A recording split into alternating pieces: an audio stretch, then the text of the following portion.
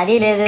పైగా నా విగ్రహాన్ని కొనడానికి పెళ్లి సంబంధాల్లో పిల్లని చూడడానికి వెళ్ళినట్టు పొలోమను 10 మంది వెళ్తారు. అందులో ఒకడికి ఆ బొమ్మ నచ్చిందని, ఇంకోటికి ఈ బొమ్మ నచ్చిందని. నా కర్మ ఏంటంటే అక్కడ ఉన్నవన్నీ నా బొమ్మలే. మళ్ళీ తీరా 10 మందికి ఒక బొమ్మ నచ్చాక అమ్మేటోడు అలుసుగా తీసుకొని 10,000 15,000 అని బాంబు పేలుస్తాడు. ఎందుకురా బాబు ఇంత రేట్ అంటే కలకత్తా నుంచి తెప్పించాం అంటాడు. నాకు అర్థం కానిది ఏంటంటే ఎక్కడైతే నేను కలకత్తా నుంచి అయితే నాకన్నా మొనగాడు వస్తాడా, అక్కడ కూడా నేనే కదా. ఇలా నన్ను బజార్లో పెట్టి బేరం ఆడి నా మొహానికి ముసుగేసి వ్యాన్ ఎక్కిస్తారు. ఆ వ్యాన్ డ్రైవర్ గాడు నేను ఉన్నానని కూడా చూడకుండా ఏదో ఆలోచించుకుంటా డ్రైవ్ చేస్తా గతకల్లో గబ్బి గుబ్బి అని తెంచేసి నా కాల్లో చెయ్యి ఎరగొట్టేస్తాడు. ఈ విషయం చందాలు ఇచ్చిన చిన్నోళ్ళకి తెలిస్తే మళ్ళీ ఇరిగిపోయిన బొమ్మ పెట్టకూడదని ఏ బొమ్మ రాసి కవర్ చేసేస్తారు. సరేలే జరిగిందేదో జరిగింది, నా భక్తులే కదా కూల్ బ్రో అని చిల్లయ్యే లోపు నన్ను పందిర్లో పెట్టి ముసుగు తీసి నాకన్నా పొడుగున్నే సౌండ్ బాక్సులు 2 నా చెవులు పక్కన పెట్టి డీజే గణేష్ బ్రో అని చెప్పి నా పాటలను కూనీ చేస్తారు. సరేలే పిల్లలు కదా ఇప్పుడు కాకపోతే ఎప్పుడు ఎంజాయ్ చేస్తారు, కాసేపట్లో పూజ స్టార్ట్ చేస్తారని వెయిట్ చేస్తా ఉంటే ఆ 5 రూపాయల వ్రతకల్పన బుక్ చూస్తా